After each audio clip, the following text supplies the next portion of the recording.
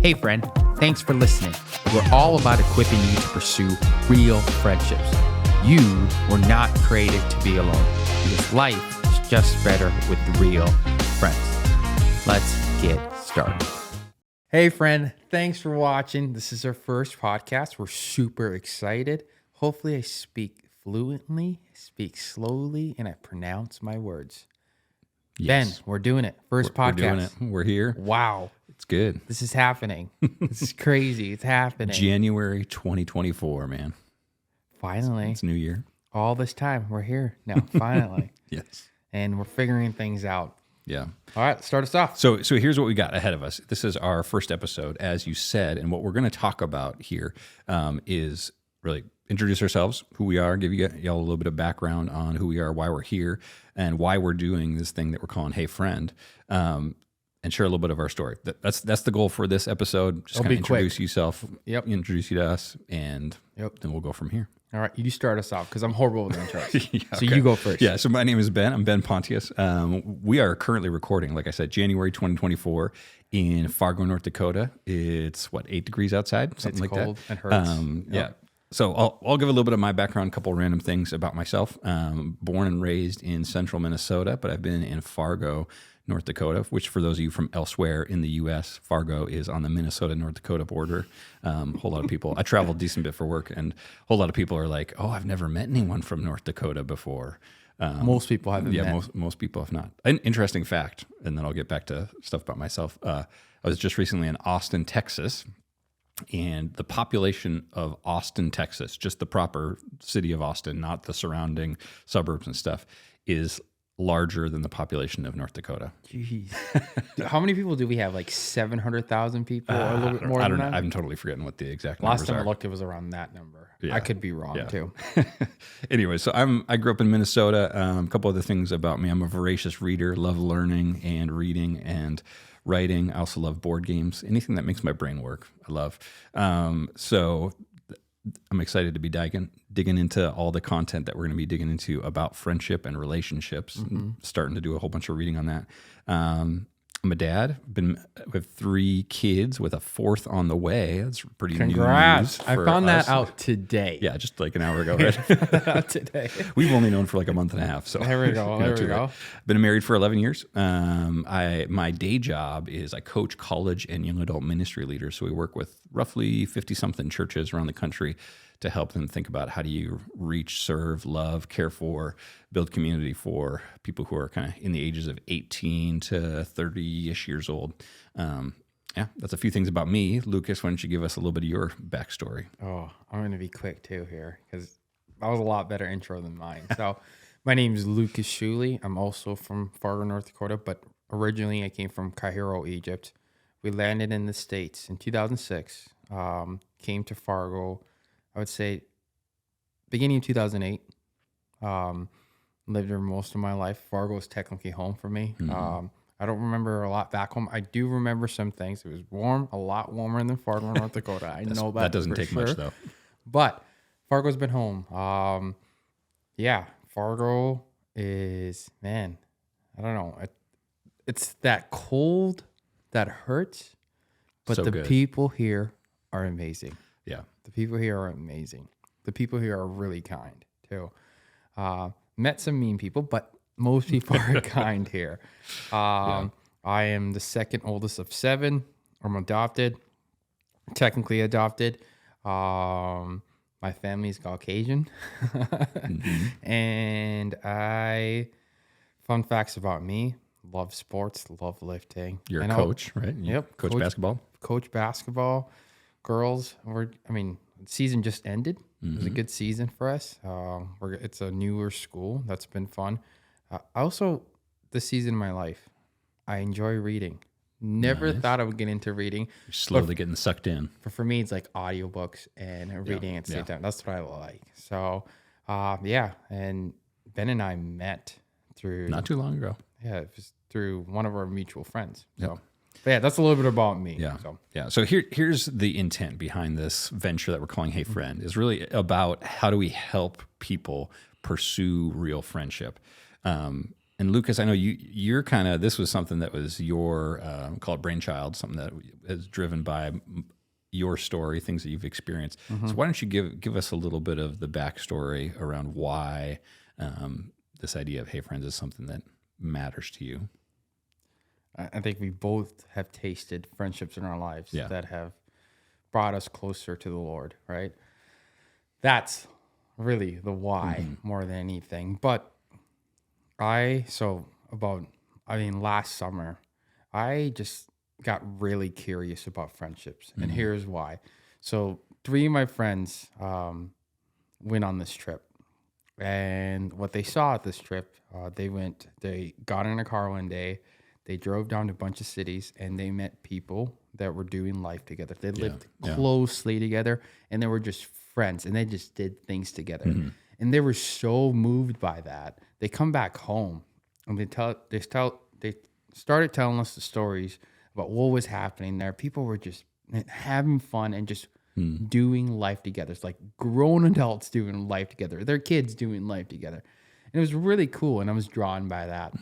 And one of my friends, one of the guys that went on the trip, he was telling me about it, and I was like, man, I started getting really curious about that. And he's like, hey, we're going up to my lake cabin. Why don't you come on up? Yep. And we all go to his lake cabin, and I knew one of my friends. The other 2, he just introduced me to them, and there was a total of 6 guys there, right? One of them including me. And we all get there, and we all just started sharing our stories. We talked about real stuff. And the cool thing was like, oh, you too? Me too. Like, there's things that we struggled with. There was things that we all went through that we never knew. There's things that I've told them that I haven't told anyone in my life, you know? It was just a beautiful thing of like, oh, you too? And that kind of started everything. So I started searching the scriptures, like, okay, what does friendship really mean? I started looking at the 12 disciples. Why was the 3 really close to Jesus? And what was the rest? Like, they were all really close. Why were they doing community together? And I was just looking at all that stuff. And I started asking people. There's this coffee shop here in town called Beans Coffee. I think it's one of my favorite coffees. Bro. My friends are going to roll their eyes when they hear this. But one of the things I started doing is that, I like to go, when I read in the mornings or on the weekends when I like to go read, I like to go read in a coffee shop. Totally. And I started doing this thing. Like, if I see someone sit by themselves, I ask them, hey, do you have a friend? And I'll have a small conversation, do you have a friend? And most of the time they would say yes, right? But I would ask them again, and then we would have a real conversation. I was like, do you have someone that you can talk to something about this? Or do you have someone that you're close with that really knows you? Yeah. And 99.8% have said no. Interesting. So I was like, that's interesting. And I think people are hurting alone. Yeah. People are celebrating alone. Fewer and fewer people are walking together less. And we are not created to be alone. Yep.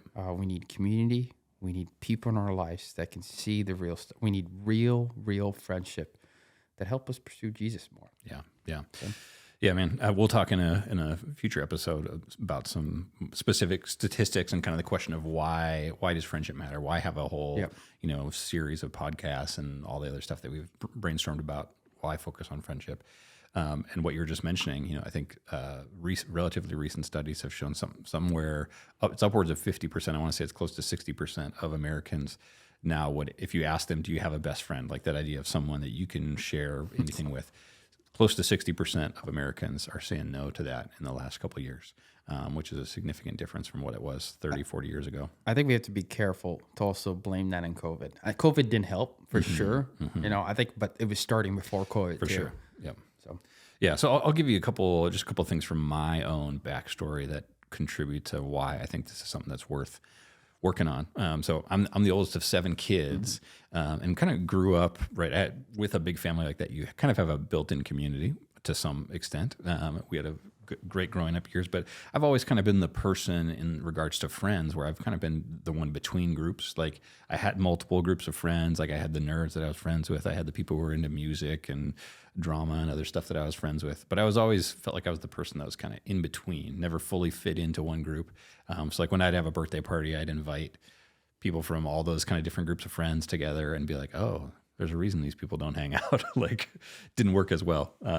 So that was something I was like, man, I always wanted to be the person to bring those people together, whether that was successfully or not, depended on the moment. But I had a couple experiences, particularly at the end of high school or start of college. We had a group of friends who were, some of them I had known for a while, some of them were pretty new to relationship with, and we all decided we were going to do a downhill skiing class because it was an easy way to get the like what PE credit essentially for college. We all knew how to ski or snowboard and stuff, but what it did is it got us a semester long season pass to the ski area near where I grew up, and we would go. And I don't remember who planned this, but we'd go from, I think it was like noon to 4 was the class. We'd stay till the ski area closed at like 8 o'clock at night.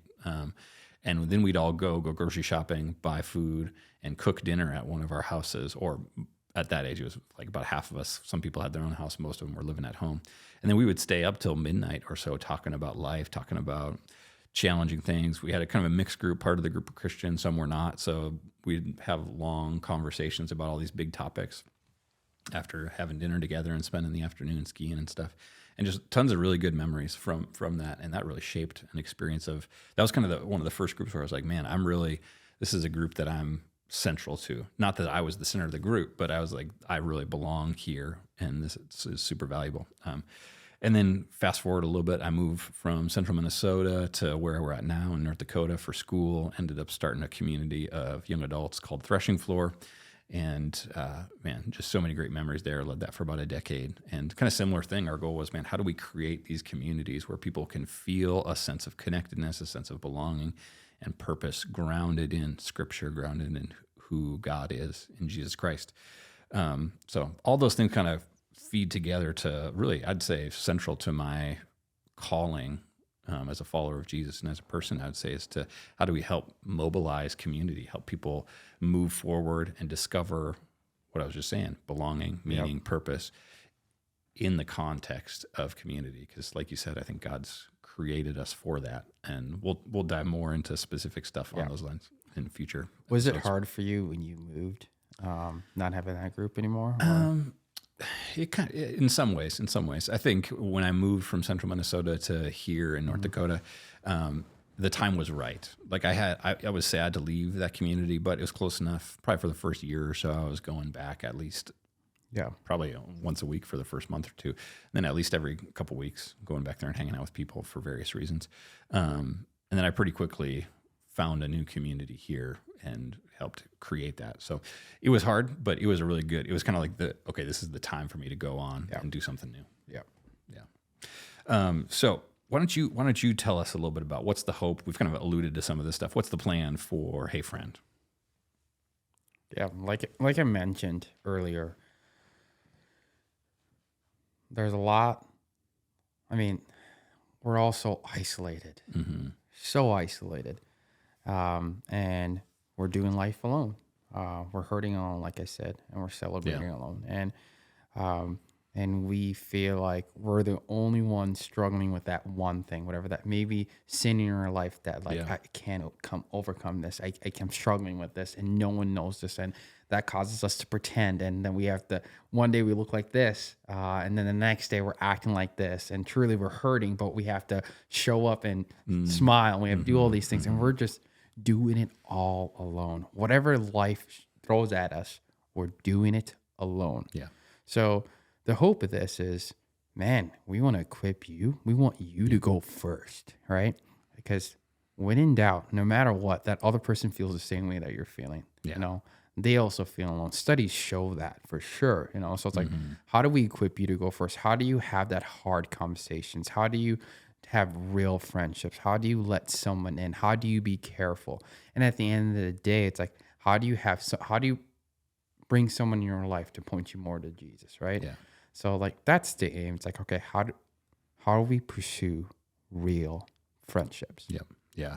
Yeah. And like we mentioned, I mean, we've both got pieces in our backstory that make this meaningful to us. And we want to provide you both, like, here's general information, here's tools and useful things that you can actually act on, to make new friends, to go deeper with friends that you already have. To, let's say you're someone who's moved from one city to a new city. How do you connect and find community in a new place? So we got a ton of stuff. We got a long list on our ever expanding Notion database that we're adding. All these things. Here's the stuff we're going to talk about.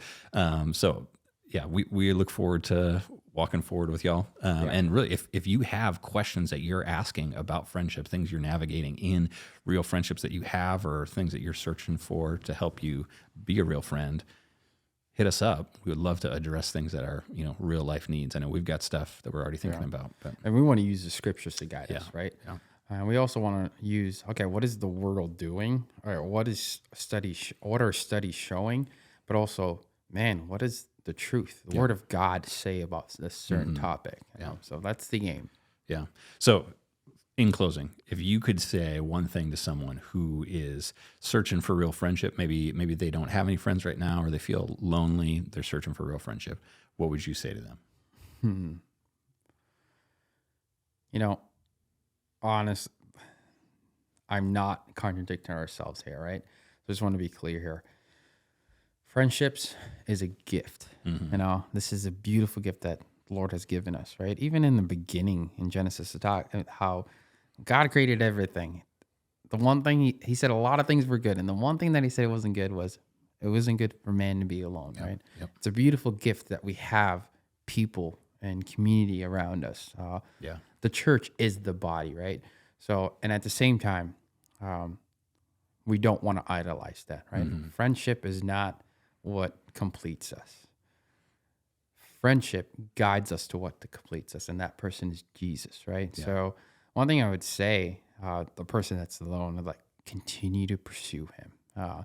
Pray that the Lord brings his people to you, right? And pray that he just gives you the courage, and pray that he gives you the steps to take, or Lord, just bring someone in my life. And even when he brings someone in your life, there's going to be seasons in that friendship that you're going to feel alone, even if having a friend right there right next to you, right? Totally. Whether it's marriage, whatever, all types of relationship, whether you have a lot or a little, you're going to feel alone. Yeah. So that belonging that we have, and that thing that we need to complete us, is the Lord. So, like, the point of friendship is to point us more to Jesus. So that's what I would say. And I love you, and I pray that the Lord does bring someone in your life. Yeah, and we've kind of already mentioned this, but the one thing I would add would be, if you're struggling, searching for real friends, feeling like maybe you have zero, maybe you have a bunch of shallow friends, and you feel like you got no one who really knows you for who you really are, I guarantee there's people around you who are feeling that same way. So take the risk, initiate that conversation, invite someone over for dinner, go out to coffee with someone, start a conversation, and be the one to take the risk of initiating that, and it'll pay off. Go first. Yeah. Please go first. I think we live in a world right now that we want everything perfect, and we want our friends to be perfect. We want our relationships to be perfect. We want everything to be exactly the way we want it. And those are the things you don't want. Yeah. The beautiful friendships are the ones that are different, I believe. So, That's all we got. Wow. Episode 1. Wow. In the bag. Hopefully we did a good job speaking. Hopefully you didn't see that we were nervous at all. I was nervous. Were you nervous at all? I don't know.